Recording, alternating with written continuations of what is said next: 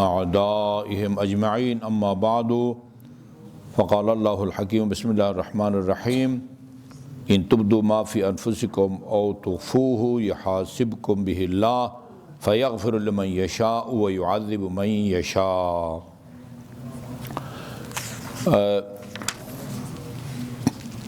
امام جعفر صادق علیہ السلام کی زبان مبارک سے ایمان سے متعلق ہم روایت بیان کر رہے تھے۔ آپ نے فرمایا ہے کہ ایمان عمل ہی عمل کا نام ہے۔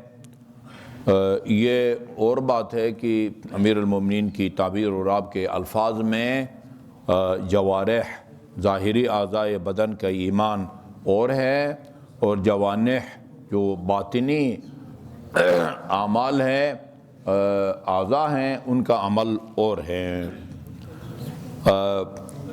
دل کا فریضہ بیان کیا تھا آپ نے، وہ اللہ تعالیٰ کی معرفت ہے وغیرہ وغیرہ، اور لا الہ الا اللہ وحدہ لا شریک لا الہ واحدہ، یہ دعا یہ وحدت جو ہم پڑھتے ہیں، لا الہ الا اللہ الہ واحدہ ونحن لہ مسلمون، یہ دل کے اعمال بتا رہے تھے۔ اسی سلسلے میں 3-4 آیتوں کو دل کے عمل کے طور پر آپ نے بیان کیا ہے۔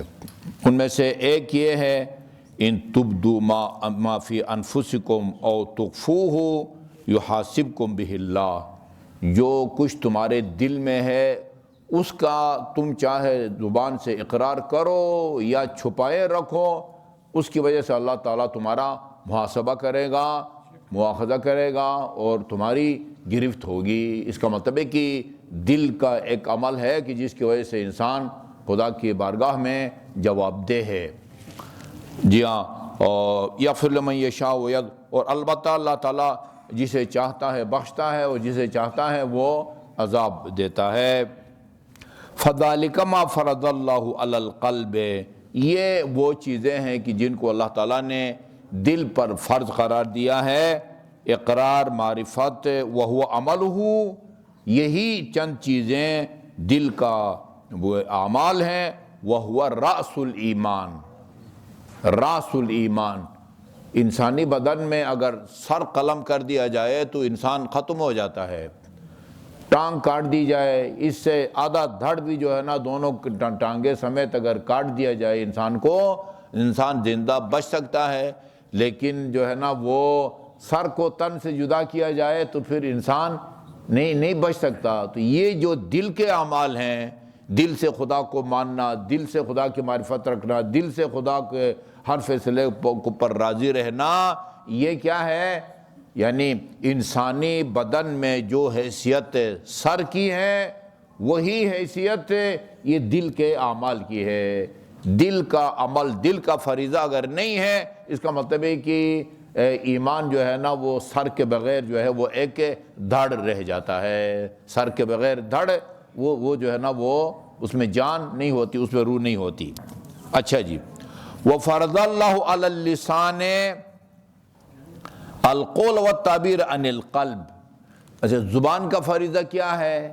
زبان کا فریضہ یہ ہے کہ دل سے جو آپ کے دل کا جو عمل ہے نا، خدا کو ماننا کہ خدا ہے، خدا کو یگانہ ماننا، اس جیسا جو ہے نا وہ کسی کو نہ ماننا، اس کی وحدانیت کا اقرار، یہ تسلیم، رضا وغیرہ، اس کو زبان کو دل کا ترجمان بنانا، دل کی ترجمانی، یہ زبان کا فریضہ ہے۔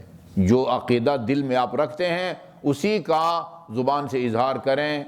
دل سے جہاں آپ اللہ الہ الا اللہ کے معتقد ہیں، دل سے محمد رسول اللہ کے معتقد ہیں، دل سے علی ولی اللہ کے معتقد ہیں، زبان سے بھی اسی کا اظہار کریں۔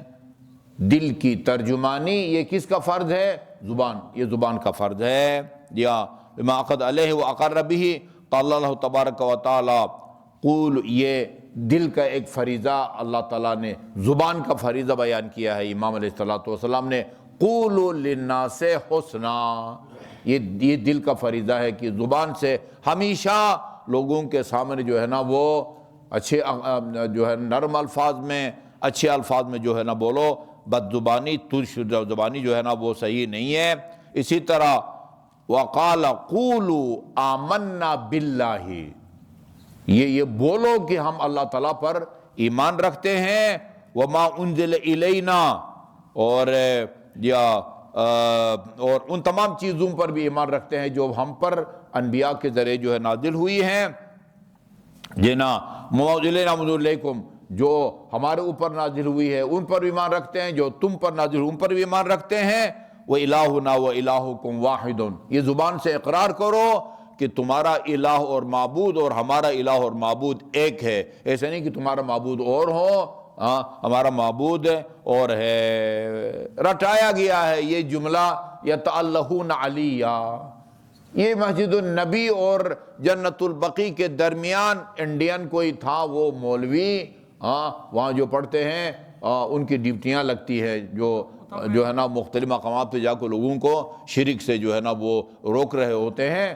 اس نے کہا آپ لوگ جو ہے نا وہ علی کو الہ مانتے ہیں، عرب وَأَنْتُمْ تَتَعَلَّهُونَ عَلِيًّا، تم علی کو الہ مانتے ہو، اگر میں علی کو الہ مانتا ہوں تو یہ جو میں کہتا ہوں لا الہ الا اللہ، اس کا پھر کیا مطلب ہے؟ بھئی ہمارے وہ ہر نماز کے بعد جو دعائی وحدت پڑھتے ہیں وہ صرف ہماری مسجد سے کمزوریاں جو ہے نا وہ تلاش کرنے کے پیچھے نہ پڑو، ادھر سے جو ہے نا جو اچھی بات کی جاتی ہے ان کو بھی جو ہے نا وہ نوٹ کرو۔ اگرچہ آپ کو تشیع میں کوئی کمزوری نہیں ملے گی، اگر کوئی کمزوری ملے گی تو وہ شیعہ میں ملے گی۔ سبحان اللہ۔ تشیع میں کوئی کمزوری نہیں ہے، کمزوریاں جو ہے نا وہ ہم میں ہوں گی۔ تشیع میں ساری زندگی لگا دو، کوئی آپ کو کمزوری نہیں ملے گی۔ اور روزانہ سنو بھائی لا الہ الا اللہ الہ واحدہ ونحن لہ مسلمون، اور یہ پڑھ رہے ہوتے ہیں، ٹھیک ہے آقا۔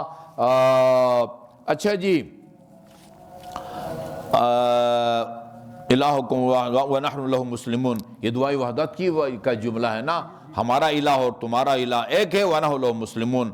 فہذا ما فرض اللہ علی اللسان، یہ اللہ تعالیٰ کی طرف سے زبان پر فرض کیا گیا ہے کہ جو دل میں آپ کی باتیں ہیں ان کو زبان سے اظہار کرو۔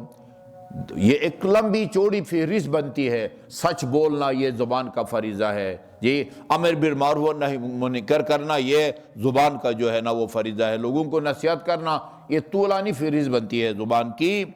وَفَرَضَ عَلَى السَّمْعِ البتہ یہ ہے کہ روز قیامت سب سے زیادہ جس عضو کی وجہ سے انسان کو سزائیں ملیں گی وہ زبان ہے، بلکہ باقی اعضاء بدن، ہاتھ پاؤں وغیرہ وغیرہ، یہ سب جو ہے نا روز قیامت زبان سے کہیں گی کہ بھئی جو ہے نا تم نے جو ہے نا ہمارا حشر نشر کر دیا ہے، ٹھیک ہے نا، تمہاری وجہ سے جو ہے نا تم نے غیبت نہ کی ہوتی، تم نے چغل خوری نہ کی ہوتی، تم نے جو ہے نا وہ گانا نہ گایا ہوتا، تم نے جھوٹ نہ بولا ہوتا۔ یہ روایات میں آفات اللسان، زبان کی آفتیں، ایک لمبی چوڑی جو ہے نا وہ فہرست وہ بنتی ہے۔ وَفَرَضَ عَلَى السَّمْعِ، اچھا کان کا فریضہ کیا ہے؟ أَن يُنَزِّهَ عَنِ الْإِسْتِمَاعِ إِلَى مَا حَرَّمَ اللَّهُ، کان کا فرض یہ ہے کہ جن جن آوازوں یا جن جن باتوں کو سننے کو خدا نے حرام قرار دیا ہے اس سے پرہیز کرنا، یہ کان کی جو ہے نا وہ ذمہ داری ہے۔ جھوٹ مت سنو، غیبت مت سنو، یہ مت سنو، صرف یہ نہیں کہ نہ کرو، نہیں سنو بھی نہیں، یہ اخلاقی جرأت پیدا کریں، اخلاقی جرأت۔ اگر آپ کے سامنے کوئی کسی کی غیبت کرتا ہے تو ہاتھ جوڑ کے کہیں کہ خدا رہا، ٹھیک ہے نہیں، تم اپنا بھی اور میرے بھی اعمال جو ہے نا برباد مت کرو، کیونکہ رسول کریم صلی اللہ علیہ وسلم کی معتبر حدیث ہے کہ جب آپ کسی کی غیبت کرتے ہیں، آپ کی غیبت کے نتیجے میں آپ کی نیکیاں اس بندے کے نامہ اعمال میں منتقل ہو جاتی ہے جس کی غیبت کی ہو، اور جس کی غیبت کی ہو اس کی برائیاں آپ کے نامہ اعمال میں منتقل ہوتی ہیں۔ بہت بڑا نقصان ہے۔ حدیث یہی ہے معراج السعادہ کے اندر، روز قیامت انسان کو اس کے اعمال کی فائل دی جائے گی، اس کو یاد ہوگا کہ میں نے جو ہے نا پورا عشرہ کرایا تھا، اس کا کوئی نام و نشان نہیں ہے، عمرہ کیا تھا، زیارت کی تھی، غریبوں کو کھانا کھلایا تھا، مسجد جو ہے نا الصادق میں پورا جو ہے نا ایک میلاد کا خرچہ برداشت کیا تھا، وہ سارا جو ہے نا وہ غائب ہے۔ پھر یہ احتجاج کرے گا ڈھیٹ آدمی اللہ تعالیٰ سے، اور مجھے کوئی نیکی نظر نہیں آتی۔ اللہ فرمائے گا کہ ان اللہ لا ینسا ولا یجہل، خدا نہ بھولتا ہے نہ وہ جاہل ہے۔ یہ تمہیں جو نیکی نظر نہیں آ رہی نا، تم نے فلاں آدمی کی غیبت کی تھی، یہ تمہاری نیکی اس کے اعمال میں جو ہے نا وہ ٹرانسفر ہو گئی ہے، ٹھیک ہے۔ اور ایک آدمی اپنے فائل کے اندر برائیاں دیکھے گا، وہ قسمیں کھائے گا، خدایا تیری ذات کی قسم میں تو اس گناہ کے قریب بھی نہیں گیا تھا، یہ کدھر سے آ گئی؟ اللہ تعالیٰ فرمائے گا یہ اور جس کی تم نے غیبت کی تھی نا، یہ اس کی برائی ہے جو تمہارے نامہ اعمال میں منتقل ہو گئی ہے۔ انتہائی ہمیں نہیں پتہ چلتا جو ہے نا وہ کیا ہو رہا ہے، ٹھیک ہے نا۔ یہ نقل و انتقال کا سلسلہ جو ہے نا وہ جاری ہے۔ اللہ تعالیٰ اس گناہ سے، جو کان کا سب سے خطرناک گناہ ہے، جہاں زبان سے غیبت کرنا حرام ہے، وہاں کان سے غیبت کو سننا حرام ہے۔ اخلاقی جرات پیدا کریں، اپنے گھر کے اندر اعلان کریں کہ ہم میں سے ماں باپ بہن بھائی بہو ساس جو بھی غیبت کرے گا، دوسرے جو ہے نا اس کو ٹوکیں گے کہ بھئی تم اپنے اوپر بھی رحم کرو اور ہمارے اوپر بھی رحم کرو۔ وصلی اللہ علی محمد وآلہ طیبین الطاہرین۔ اللہم انا نسألک